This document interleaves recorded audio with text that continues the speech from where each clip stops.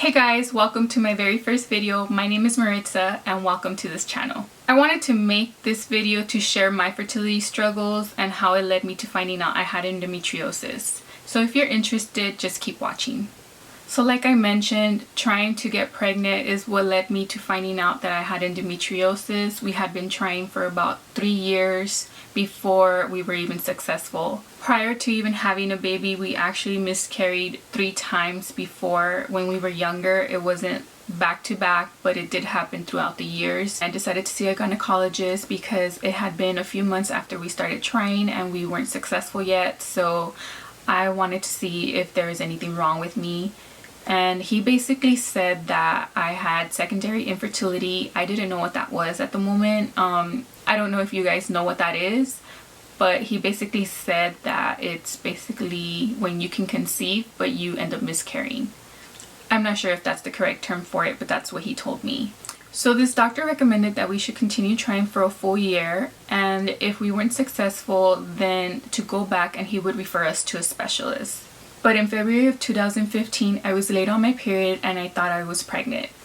So at the time, I was working for an OBGYN and we had an ultrasound machine in the office, so my coworker knew how to use it and I had told her about me being late.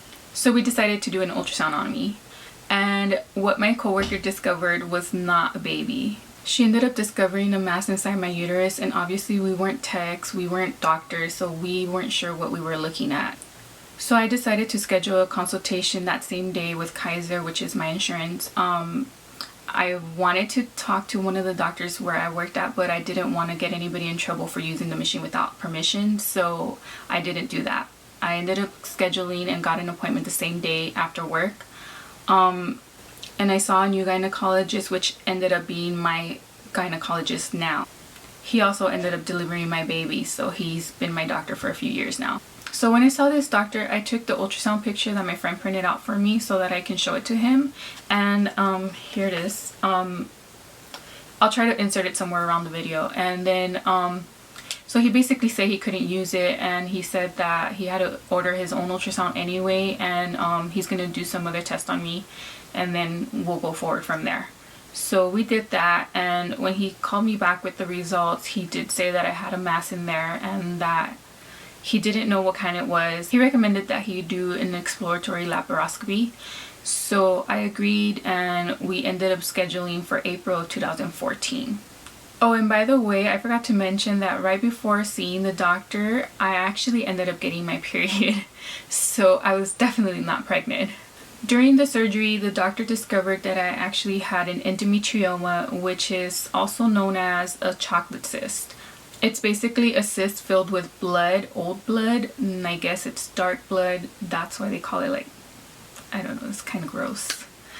But I guess it looks like chocolate, and that's why they call it a chocolate cyst. I'm not sure.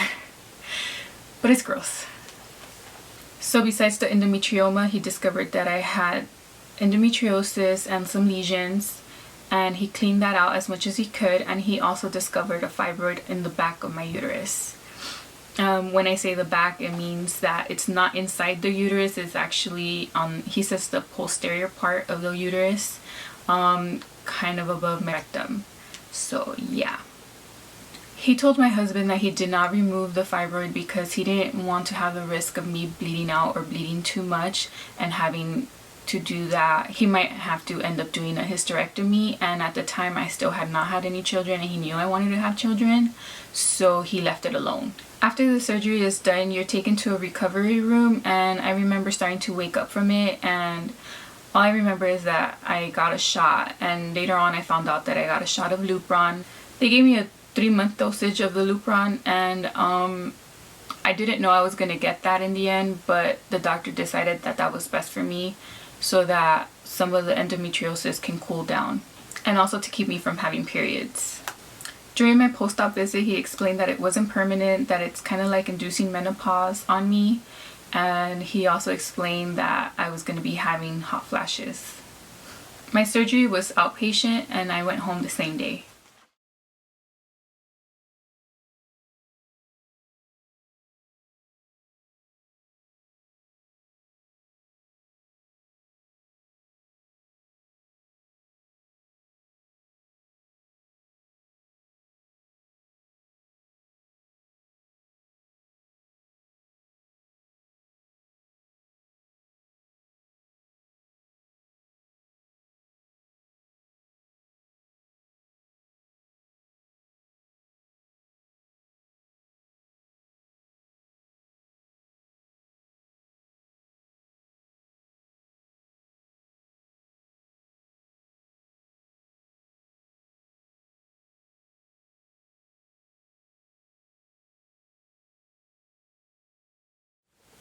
At home, the ones that took care of me were my husband and my mom. When my husband was at work, my mom would take over and vice versa.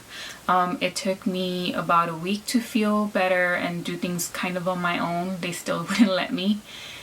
But it took me about a month and a half to start feeling like myself again.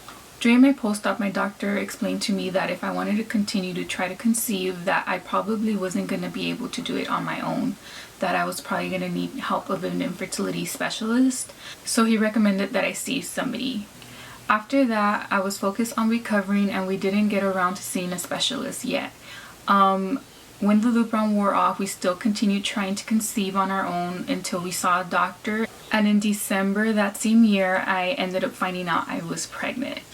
So the way I found out I was pregnant, I ended up being late on my period again, and I was dreading taking a pregnancy test for about a week and a half because I just didn't want to be disappointed, and I wanted to, but I didn't at the same time.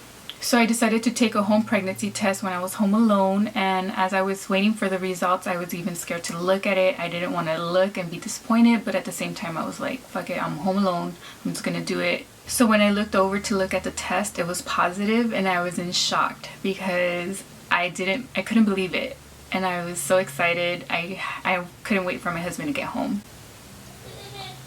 So the way I told him that I was pregnant, I actually, since it was December, I got one of the little bows from the Christmas tree, and I tied it around the pregnancy test, and I left it on the desk for him to see it when he walked into the door. When he saw it on the desk, he was a little confused, and he was like, what is this? And then I told him, and he was excited as well. By the way, the day that I found out I was pregnant, it was also the day after my husband's birthday, so it was perfect. It was like a late little birthday gift. So I think I'm going to end the video right here, and I'll probably make a part 2, which would be the second surgery that I had for the endometriosis. And I'll probably make one on the pregnancy journey because it wasn't an easy pregnancy either. But yeah. If you have any questions, please comment down below. I'll do my best to try to answer everybody's questions. And if you're interested in seeing more of my story or anything else, just let me know. If you liked the video, please subscribe, and thank you for watching.